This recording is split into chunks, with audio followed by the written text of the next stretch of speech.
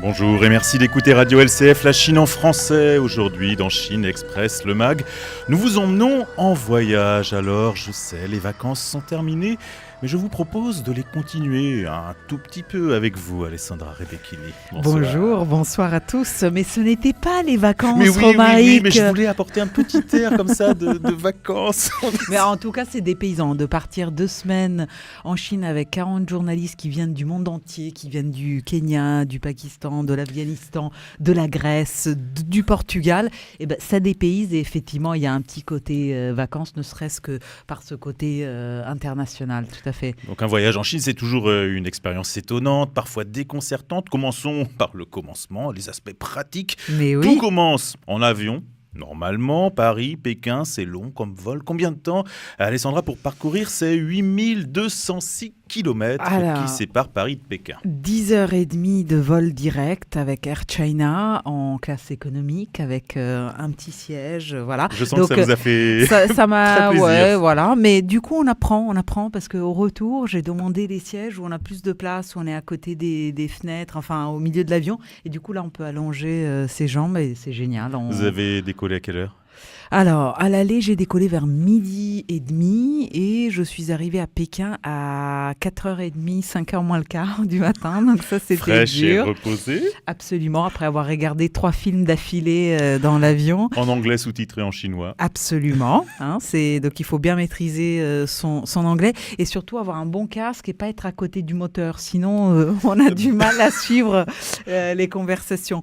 Mais bon, arrivé donc à 4h30, aéroport légèrement vide. Non, pas vraiment, parce qu'on prend tout de suite le petit train qui nous amène vers les visas. Et là, il y a des queues quand même assez monumentales aux visas. Et nouveauté cette année, parce que je pense que la Chine, comme on le sait, on se développe énormément en termes d'innovation, en termes de reconnaissance faciale. Là, on avait une reconnaissance par empreinte, donc ça soit les 5 doigts de la main, faciale. Donc bon, voilà, ils enregistraient tout ça au visa et hop, après on passe. Donc cette fois-ci, il faut dire que j'étais moins dépaysée que la première fois. C'est ma deuxième fois. C'est votre deuxième voyage. Donc déjà, j'avais un Google Trad chargé sur mon téléphone. Donc ça aide beaucoup. Ça fonctionne même hors réseau. Hors connexion.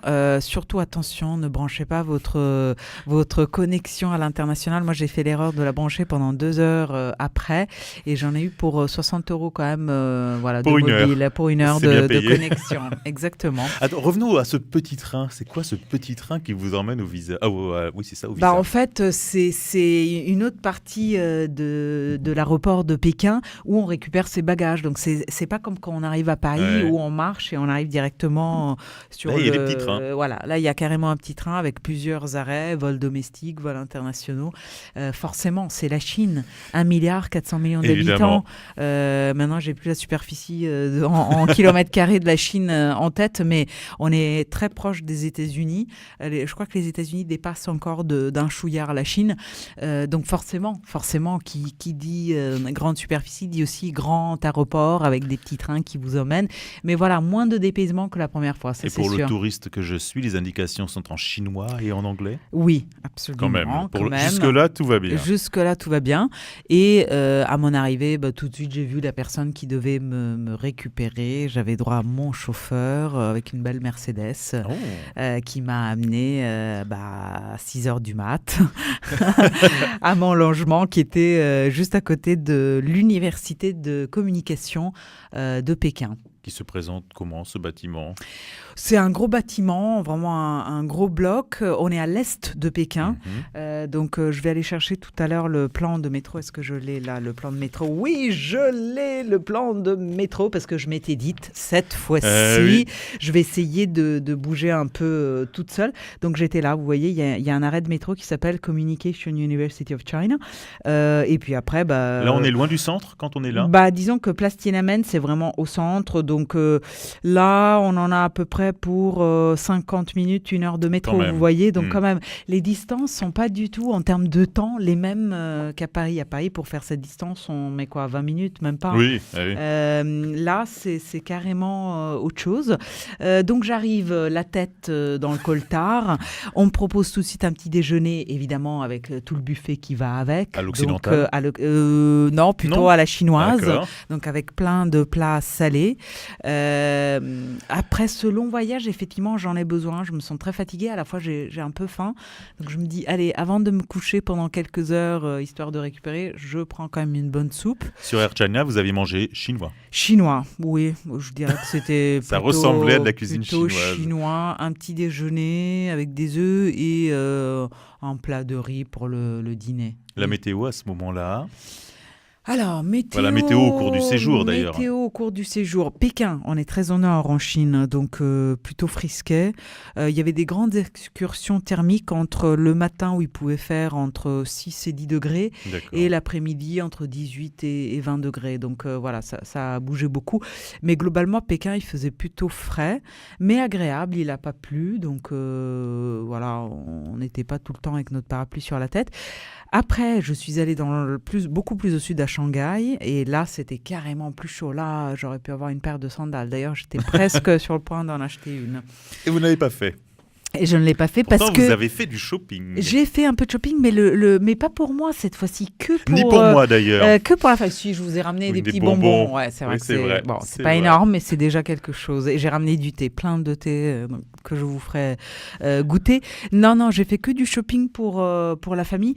On avait un programme très très chargé. Vous pouvez voir dans ce petit bouclet qu'on nous a remis dès le premier jour que nous avions. Rappelons un peu le contexte, de ce voyage. Donc 40 journalistes qui venaient du monde entier, qui venaient pour donc en savoir plus sur ce que c'est la Chine, les grandes villes chinoises. Donc nous sommes baladés entre Pékin, Hangzhou, Shanghai, Yiwu, Langkaw et retour sur Pékin avec tout un tas de visites, que ce soit côté médias chinois, côté site historique, Grande Muraille, cité interdite, des cours, plutôt des Donc, dès conférences. le premier jour, dès l'arrivée, au boulot. Au boulot. Alors non, pardon, le samedi, donc c'était plutôt libre, tout le monde se reposait, récupérait un peu du jet lag, du décalage horaire. Dimanche, ça commençait en milieu de matinée. Première conférence avec tous les officiels de l'université de la communication de Pékin et l'après-midi un premier cours.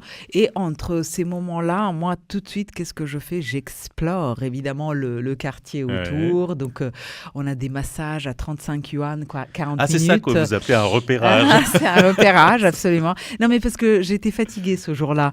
J'avais encore le décalage horaire, donc je me suis dit, qu'est-ce qu'il y a de mieux qu'un bon massage? Alors, à la chinoise, donc assez costaud, assez intense. Donc 35 yuan, c'est à peu près 3 €, 4 € pour 40 minutes. Très, très raisonnable, même, je dirais plus que raisonnable. Donc, j'en ai profité. Puis voilà, je me suis baladée dans les environs dès qu'on avait un moment. Je suis allée dans le campus explorer la partie, sportive, parce qu'il faut garder sa ligne, même quand on part dans des voyages comme ça. Et il y avait une piscine de 50 mètres, figurez-vous, quasi vide. Donc, je me suis dit, ça va être un spot à prendre en considération. Vous saviez que c'était ouvert? Les horaires étaient en anglais? J'ai été équipée de mon meilleur ami, évidemment. Google Traduction. Donc, j'ai réussi à communiquer avec la fille de l'accueil, à savoir que même si je n'étais pas étudiante dans le campus, je pouvais y accéder. Là, pour le coup, c'est une nouvelle piscine qui a été construite il y a à peine un an. Donc, l'entrée est un peu plus chère, 60 yuan, donc c'est-à-dire 7-8 €. Mais par contre, on est tout seul. J'y suis allée une après-midi. D'ailleurs, j'ai réussi à y aller qu'une fois. J'aurais aimé y aller plus, mais sur les 2 semaines, le chargé est très, très important. Donc, une seule fois, mais génial. J'ai nagé pratiquement toute seule. Et dans les autres explorations, vu que cette première journée était plutôt libre, même si mon responsable de China Radio International m'a dit non, il faut rester ici, il ne faut pas trop bouger parce qu'on est responsable de vous. Je lui ai dit, écoutez, pas de souci, je branche ma 4G, j'en ai pour 60 €, c'est pas grave, mais vous pouvez m'avoir à n'importe quel moment, je vous enverrai un petit WeChat pour dire que je suis arrivée à destination. Et donc, j'ai pris le métro toute seule, Romaric. Vous m'inquiétez, Alessandra. Chose qui me semblait infaisable l'année dernière quand j'y étais pour la première fois. Parce que là, tout est inscrit en chinois dans le métro. Alors, comme vous pouvez voir, le plan est un peu petit là, mais tout est en anglais quand même. Et en chinois. Par contre, ce n'est pas en anglais quand vous allez sur la machine acheter votre billet. Oui. Et là, non. c'est une belle expérience. Donc là, ça se complique. Ouais. Donc là, qu'est-ce que je fais? Je m'approche d'un jeune Chinois. Évidemment, il y en avait plein puisqu'on était à l'arrêt de l'université de Pékin en communication.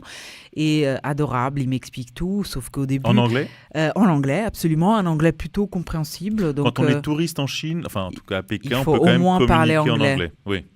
Oui et non. Hein. C'est-à-dire que l'ancienne génération ne parle pas un mot d'anglais. Attention. Donc là, c'était des jeunes, donc là, il c'est faut plus tomber facile. sur des jeunes. Et il faut toujours viser en général les jeunes si vous voulez avoir une chance d'avoir une réponse à peu près correcte en anglais. Sinon, c'est juste infaisable. Et sinon, avec le Google Translate, vous pouvez essayer effectivement de... Et donc la machine vous donne votre ticket. Oui, sauf que j'avais pas le montant exact. Ça ne donne pas du change, la machine, la monnaie. Et d'ailleurs, je fais une petite rectification par rapport à mon papier sur ma conquête du métro que vous avez diffusé il y a quelques temps, pendant que j'y étais. En fait, le garçon me dit « Est-ce que vous avez de la monnaie sur votre Weixin ?» Et moi, je comprends que c'est une application où on a de l'argent dessus. Weixin, c'est le mot chinois pour dire WeChat, donc l'équivalent de notre WhatsApp. Et la particularité de WeChat, c'est qu'on peut charger de l'argent dessus. Donc, si vous connaissez quelqu'un en Chine, vous pouvez lui donner, ou n'importe qui, de l'argent et il charge votre WeChat. Donc, comme ça, vous pouvez payer à plein d'endroits différents en Chine avec votre WeChat. Et du coup, je comprenais pas. Et je me suis dit, non, mais je vais pas lui donner 5 yuan en échange, etc. J'ai pas envie de... Enfin, voilà.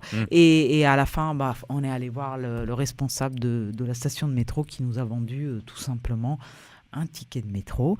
Et il a fait tout un bout de chemin avec moi parce qu'il y avait quand même 2 changements à faire. J'allais au Centre d'art contemporain 798 qui est sur la ligne... Donc celle-là, c'est la ligne 14, donc la rose que vous voyez là. Et je descendais à l'arrêt Chiang Tai, je crois, ouais, c'est ça. Et du coup, bref, il m'a un peu expliqué comment faire les changements. Métro plutôt moderne, plutôt bondé. Là, c'était un samedi, donc sur certaines lignes, vers 14-15 heures, on était un peu à l'étroit. Tout se mélange, tous les âges, tout type de gens. Quelques étrangers, pas énormément, donc quand même une majorité de Chinois. Ils tanguent aussi beaucoup, donc il faut s'accrocher fort. Il y a peu de place pour s'asseoir. Donc, on reste debout. Je ne vous cache pas que j'étais assez fatiguée en rentrant après mes 3-4 heures en vadrouille au Centre d'art contemporain. Je vous propose de vous reposer. On fait une pause musicale. On se retrouve juste après, car cette chanson a une signification bien spéciale. On en reparle tout de suite après sur Radio LCF. I like to build the world a road and furnish it with love. Grow apple trees and honey beets and snow white turtle doves.